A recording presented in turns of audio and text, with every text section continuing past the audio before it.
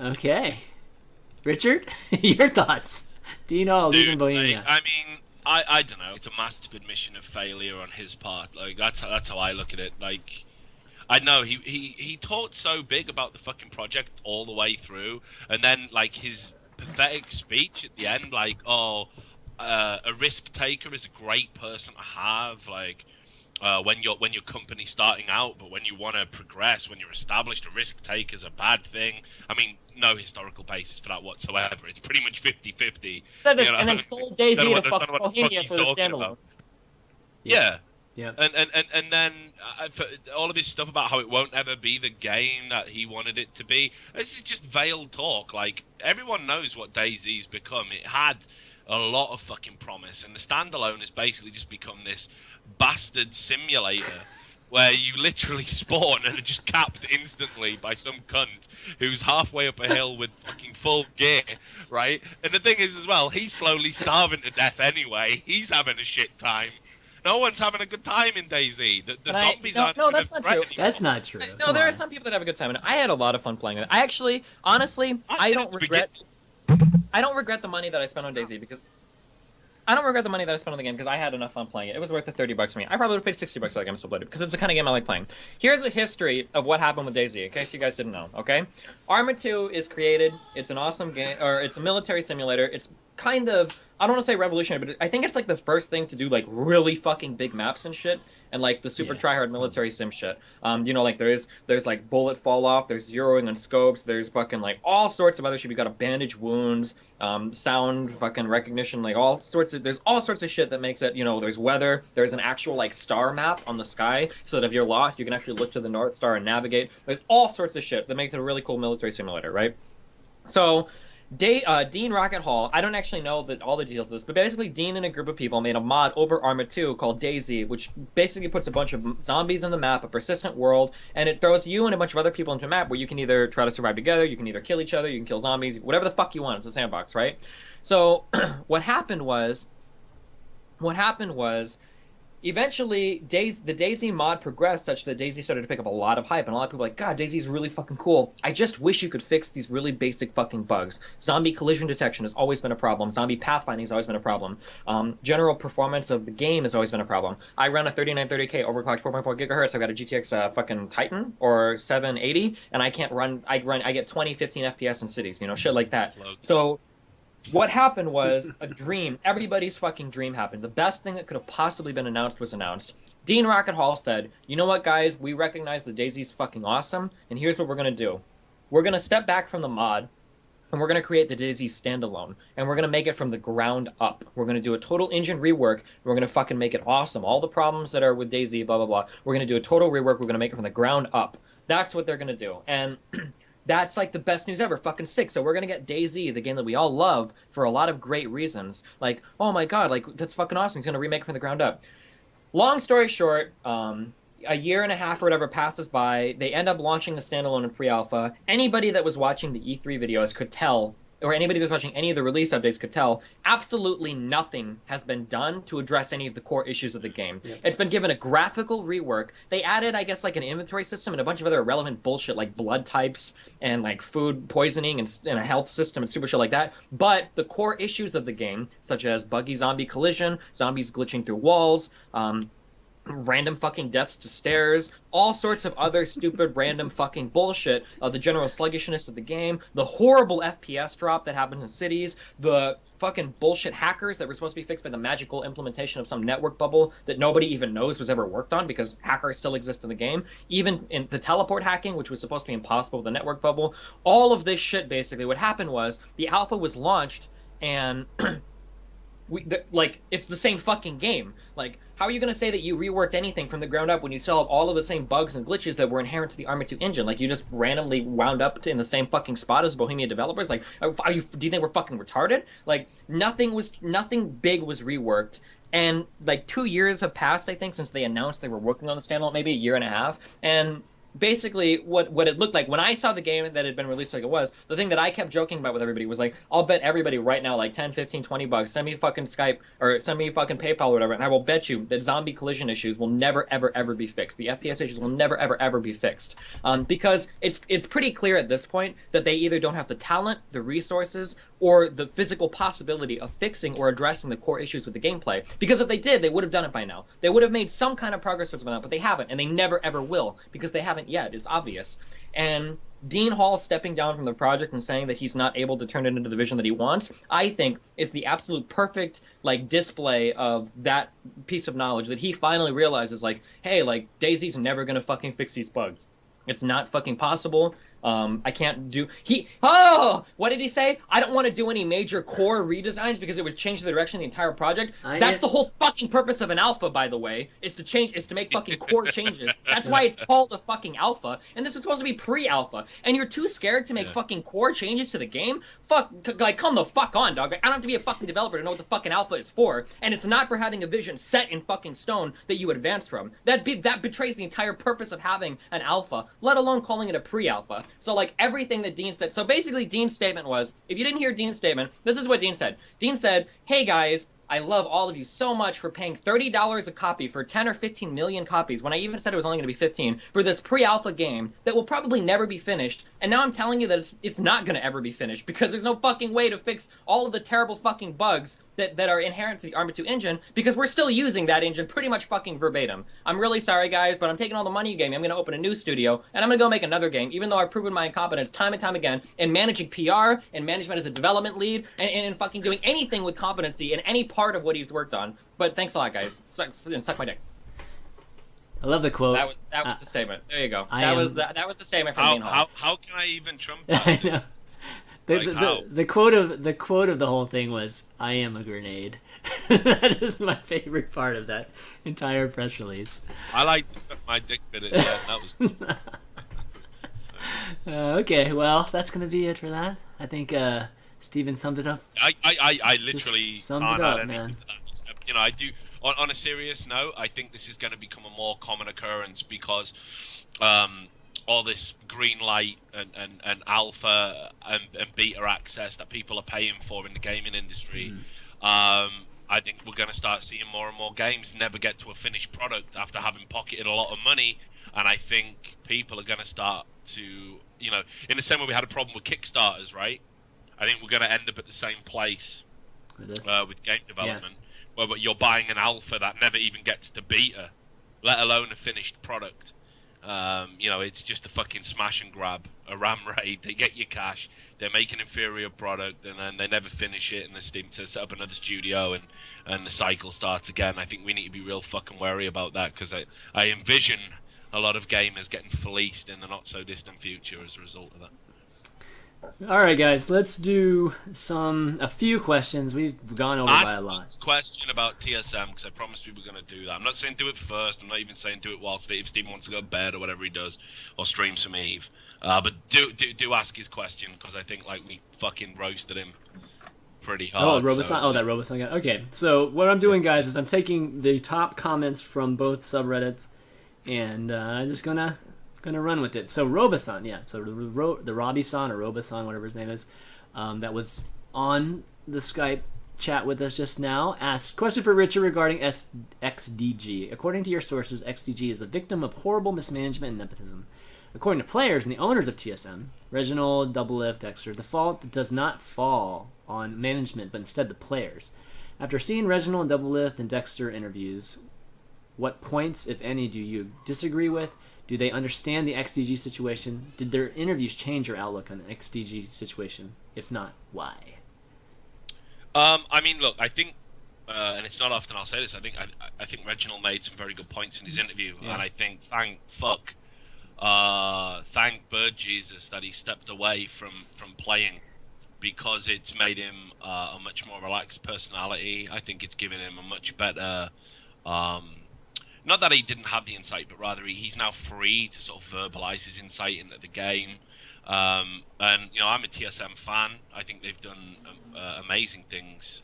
He's obviously intelligent in some areas to put together an organization like TSM to have a unique deal on Twitch where they get more CPM than other Twitch streamers and things like this. Like, he's built a brand, and you see it when the NA LCS is broadcasting. There's about 100,000 extra viewers when TSM are playing. He's achieved incredible things as a brand owner. So I got nothing but respect for Reggie, even though I've wrote negative things about the way he might have interacted with his team in the past. So he does make good points. I think where I disagree though is on the right. He says because Bloodwater had said he was going to retire was at the end of season 4, there wasn't a place for him within the team. I disagree. I don't think you should cut a player loose because you want to build something ahead of Worlds. I think you need to treat results on a sort of day-to-day basis. And Bloodwater absolutely is good enough to play in that team.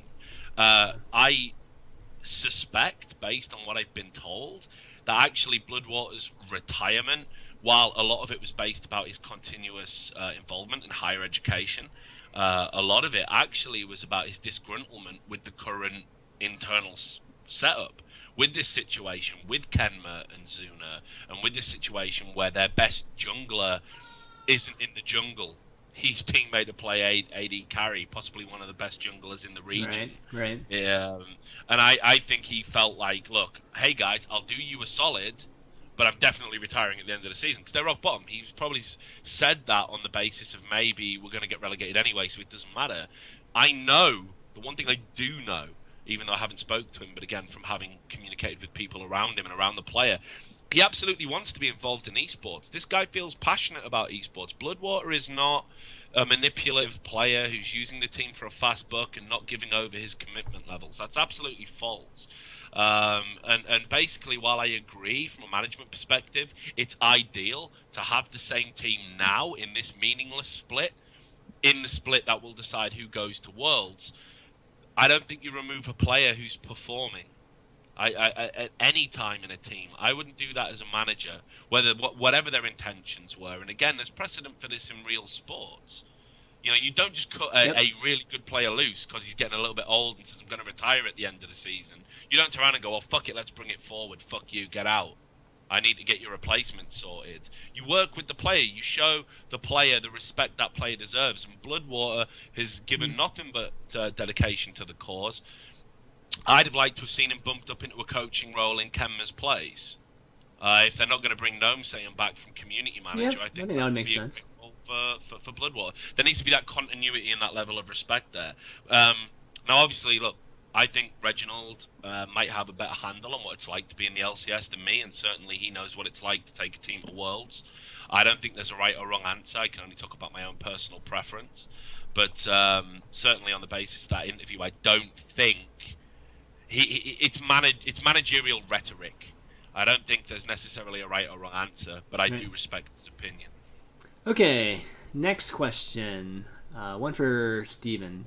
None the Wiser asked, Destiny, you took a lot of shit for going to EVE, and your subreddit was full of kids threatening to unsub. Now you're streaming SE2 again, and you've said on stream that you don't get the viewers you need when you stream EVE, but your numbers still seem low when you stream SE2, usually below 1,500. Are you worried about ability to continue making money as a streamer? I don't know why these questions always come up. If I'm playing a game that you don't like to watch, then just don't fucking watch it. Holy shit. A lot of people got, like, people think that, like, when I go to play a new game, it means I'm quitting, like, everything else I've ever played. Like, and then people are like, when they see me playing StarCraft 2, they're like, oh, he's back to StarCraft 2. Like, no, I never fucking quit StarCraft 2, you fucking idiot. Like, what the fuck? I just felt like playing EVE for a while. Holy shit. And my viewers for StarCraft 2, I don't think are under 1,500. I think I had, like, 3,800 last night. As long as I'm playing constantly at a good time or whatever, I think I can usually pull, like, okay-ish numbers during StarCraft 2, like 3,000 plus.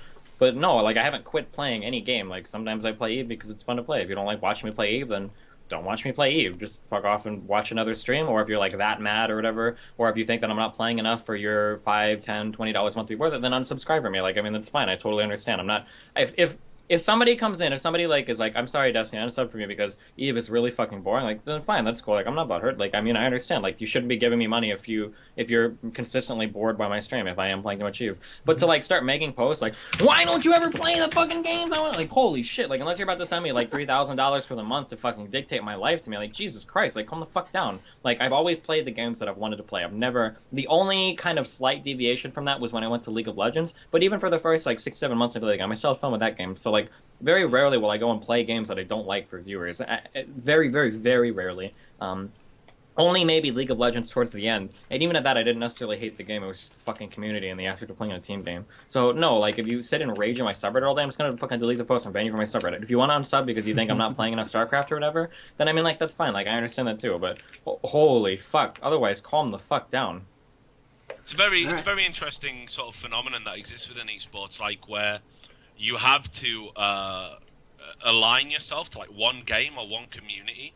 Yeah, Jesus. I've never understood that. I never understood it. Like, this tribalism.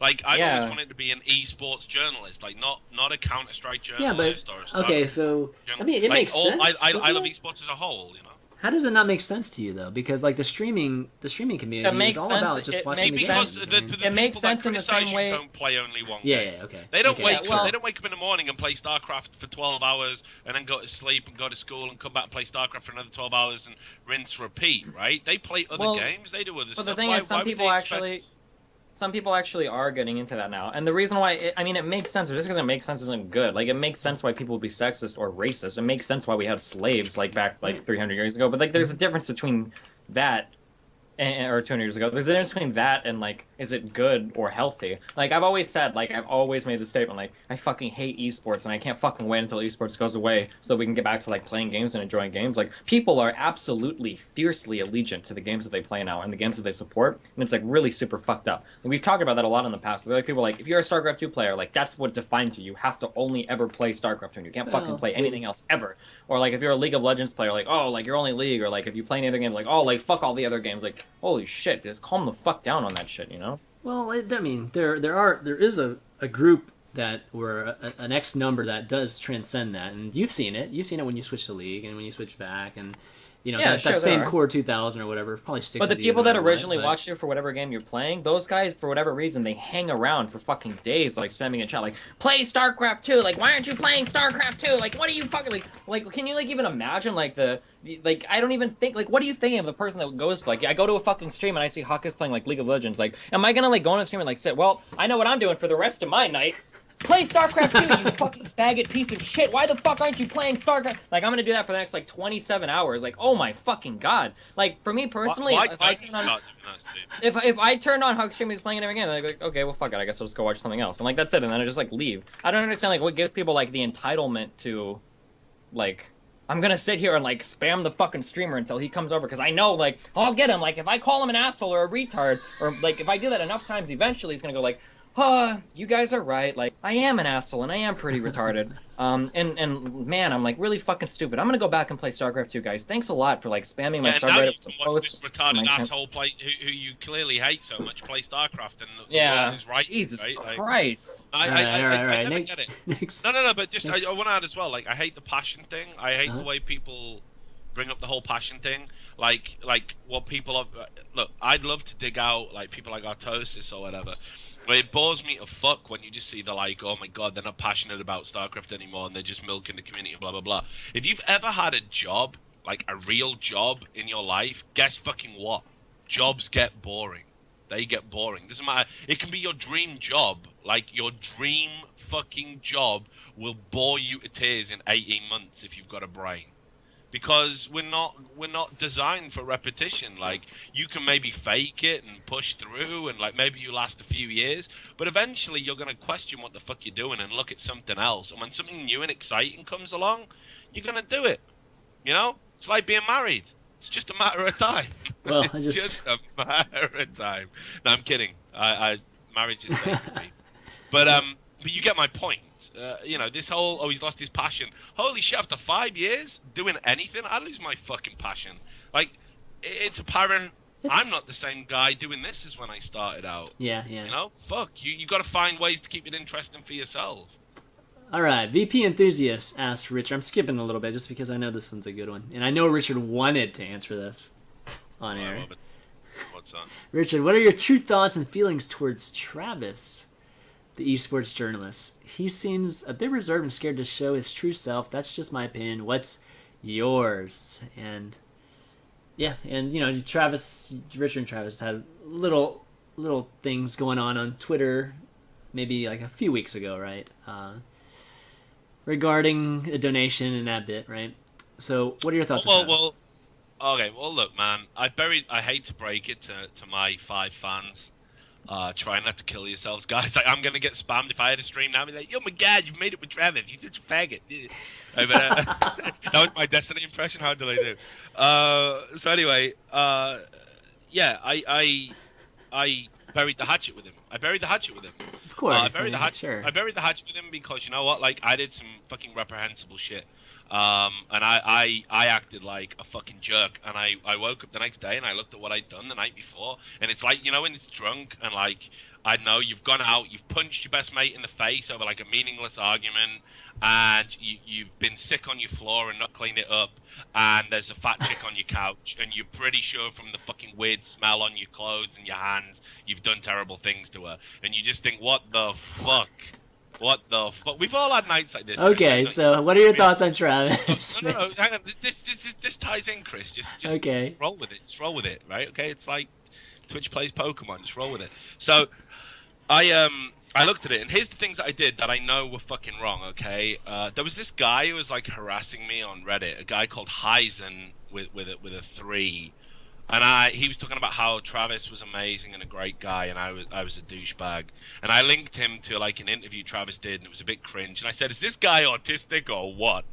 And he spammed it in everything I've ever written since. Like, "Oh my God, this guy called Travis autistic." Now I shouldn't have said that. And I shouldn't have done it. Like, I was gonna get this fucking retard. Like, I was gonna win him over, and it was pathetic of me to even try. And then Travis did something, and he interacted with a guy. He refunded a donation because he didn't like something the guy said, and then I pounced on it and I retweeted it and fucking was like, "Oh my god, look at Travis, what a douche." I'm the douche. Like, I shouldn't have done any of that shit. It was so pathetic. Like, what am I doing? Why am I having a dick measuring contest with Travis? Like, I'm always talking about how the scene would be better if we had more competent esports journalists. And when we get people coming into the scene trying to do something, I attack them for not being good enough or up to my elitist standards. That makes me an asshole. Like, there's no getting away from that. I was completely out of order, completely wrong. So I got Travis to add me, and we talked about it, and I said, "I'm sorry." We buried the hatchet.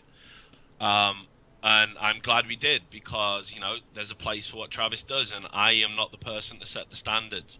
So, first of all, Travis provides an essential function within the League of Legends community. He's been there pretty much from the start, and you can argue till you're blue in the face about how he got into it. He works pretty fucking hard. He pumps out more content than me.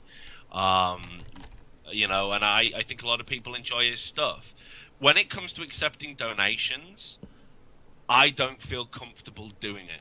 I would never accept a donation. I would never accept money in relation to what I do as a journalist, because I think you open yourself up to some criticism. If you're taking money directly from outside sources, there's the potential to be accused of being biased or unfair or, you know, whatever. So I always keep the finances very separate from what I do. And you probably remember I criticized Chobo Peon for trying to set up a Kickstarter so he could tell the truth. And I ripped on him for that. And Chobo Peon's improved tenfold since he's gone to the Daily Dot. The work he's doing is incredible compared to where he was 2 years ago. So maybe I was wrong to do that too, but maybe not.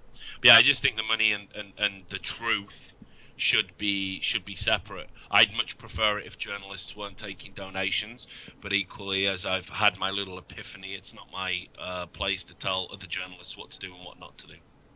Okay, so you respect what he's doing now. That's pretty much what it comes down to. No, but I mean, here's the thing. Secretly, I always did.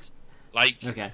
It's right. All right. Anyone who works in esports, man, you know yourself. You got to get out of bed, right? You know exactly what's going to happen every day. You got to record the video, do this, do that, blah, blah, blah, do the stream, get the guests on, write the show, do the thing, deal with the chat, upload the VOD. No. Everyone's going to call you a cunt, a motherfucker, a piece of shit. Everything while you're doing all of this stuff to provide content for a community. Like anyone who gets involved in that process deserves a degree of respect, whatever you think about what they produce at the end. So I always did respect his stuff and his work ethic. It's not for me to say what the term journalist means. I haven't earned that authority yet, so I should never have been embroiled in a war of words with him. Perhaps a little bit of jealousy, like I'm not immune to it. But equally, I love esports so much as a whole, and I love what League of Legends has grown to become. I think it deserves real journalists, people writing real stories and not just riot PR.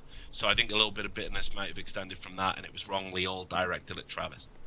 All right, last questions, because it was the number one, so I have to ask it on StarCraft is, Richard, when will you send a journalist hit squad to Quantic Gaming's former CEO Simon Boudreau? Is it Boudreau? How do you pronounce his last name? Let's just call him that cunt. Boudreau. Let's not even use his name. Right, first of all, can we just fucking say this? Like, any guy who owes people a bunch of money and then says, hey, everyone, I've got cancer all of a sudden, bye. Can we be skeptical about that? Is it okay? Like, I'll feel terrible if he's really sick. I'm gonna bet 5 on red here. Okay, like black stands for death, so I'm betting 5 on red. I think he's okay, you know, unless red is the universal color for tumors, in which case I'm wrong. Okay, but like, no, he's bullshitting. It's classic bullshit. What 23-year-old gets like some sort of rare fucking cancer? It's bullshit. Like, you should be skeptical about that. And if I'd known that Desro lived just down the fucking road from him, like, Desro, dude, do the right thing, man. Give me his fucking address. Let's make the hit squad happen. He owes people a bunch of fucking money. I just noticed my Skype is like, oh, please don't be a message. That's cool. So I thought it was a message saying, by the way, Richie's really sick. I got his medical records here. That would have killed that one stone dead. But yeah, like, this Quantic guy owes fucking serious money to people. And he's done the classic thing. It's like phoning in sick to work. Sympathize with me. I've got diarrhea. I can't come in today. I'm going to sit at home eating sugar puff sandwiches, jerking off to porn and playing games because I don't value the money you pay me to do my job. Like, fuck your company. And 99% of the time, if you're doing that, you'd be right. But when you're at the top ripping people off, you're wrong. So fuck him. And yeah, I'd love to send a journalistic hit squad over. And I think Desro should be forthcoming with his address and help me find him. And if not, we can hate Desro. Okay. All right, that's gonna be it for questions, guys. We gotta wrap the show. It's gone way over, but great show as always. It was fun talking about a lot of different games today, not just StarCraft 2. Richard, great having you on again. Thanks for shedding light on a lot of things. It was nice. I love Unfiltered, man, and you know what? It was great to see Steven so animated. Because like it's always animated. No, but like he gets animated about one thing, right? Like usually right at the end, it's like he sits there like playing Eve or trying to get to Grandmaster during the thing. He's not listening to anything Richard says. Yo, I got back to Grandmaster. Fuck you, dog. Right, and then right at the end, he's like, "Okay, what are we talking about?" Oh shit! Right, okay, it's that thing. So anyway, here's what I'm gonna tell you. Right, you're all retards, and this is why. And it's like, it was great to see him like animated throughout the show because like he's way more fucking funnier to listen to than me. So I'm glad. I think it's good for that basis. But just if we're doing the shout out thing at the end, shout outs. You know, Nick, that dude who came on, fucking Robbie Panda or Nicky Panda or whatever the fuck. Yeah. This guy, like, the balls on that guy. Like seriously, like my heart soars to know that he had the balls to come on, and even though he didn't have a point, and he didn't articulate himself well, and he got, to use the colloquialisms of our time, wrecked, he still did it, man. He still faced the firing squad, and I fucking respect that, and I wish more people would do it, man. Instead of these little anonymous fucking assholes who just talk shit all day and then haven't got the balls to back it up. So he should be the next Bird Jesus. Remember this day. We all love Robbie Panda. So it was a great show, but it was mainly a great show thanks to him, and obviously thanks to Steven.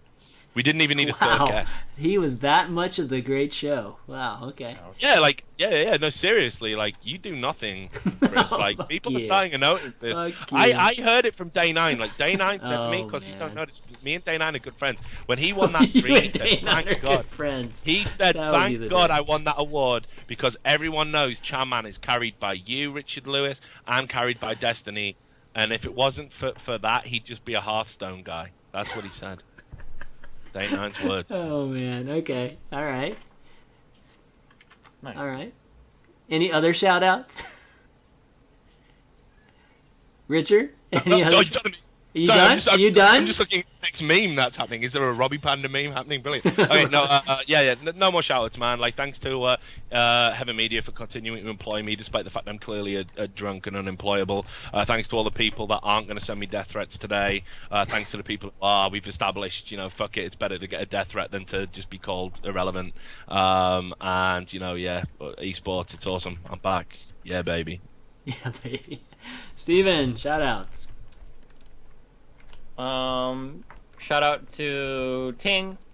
Cell phones are awesome. Destiny.gg/Ting. Check that out if you're looking for a new cell phone or a new cell phone plan. It's really fucking cheap. It's what I use. Destiny.gg/Shave. If you're looking for new razors, it's also what I use. Not today though. And Is this? yeah. Is that real? What? Is that a real? Is what a real? Is that what? a real beard? That's a real beard, yes.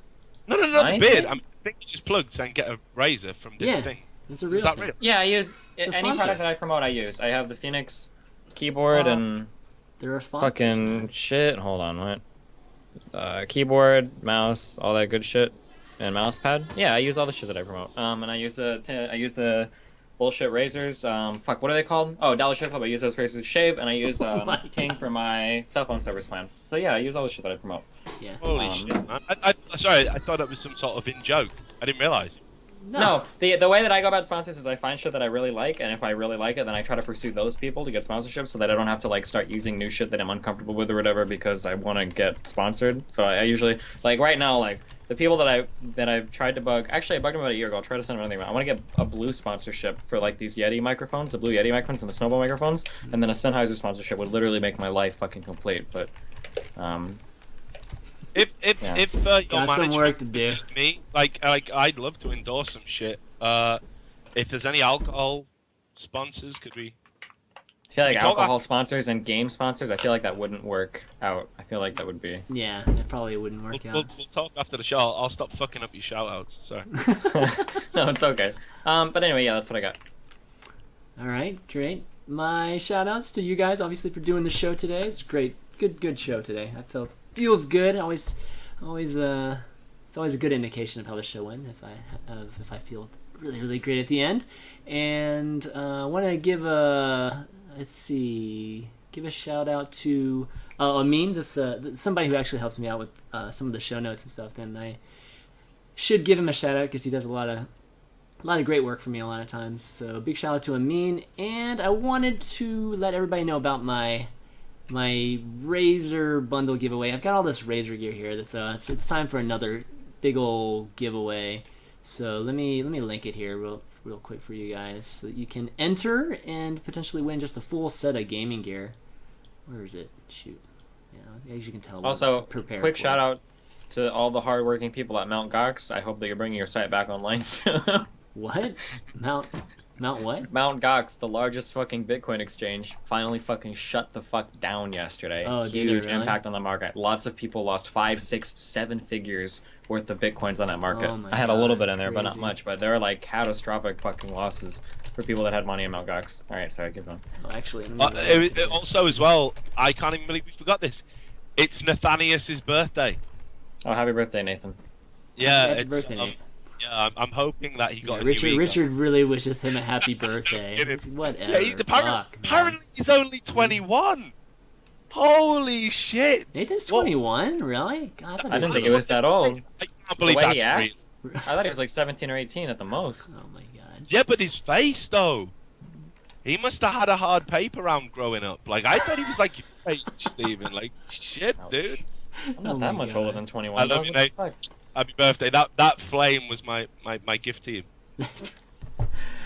Anyways, guys, if you missed any of the show, it's a long show, you can go to youtube.com/ChanManV. That's where all the VODs are. And parts 1, 2, 3, and 4 are already up. You can check it out here. It starts here, so just check it out. Subscribe to the YouTube channel. Really appreciate it. It's a good way to get emails anytime any of my videos are up, and you can catch up on them. You can follow this channel by clicking the follow button. Really appreciate that too, because then you get notified via your phone or email, all that good stuff. And follow us on Twitter at ChanManV, at Steven_Bennell, and at Richard_A_Lewis.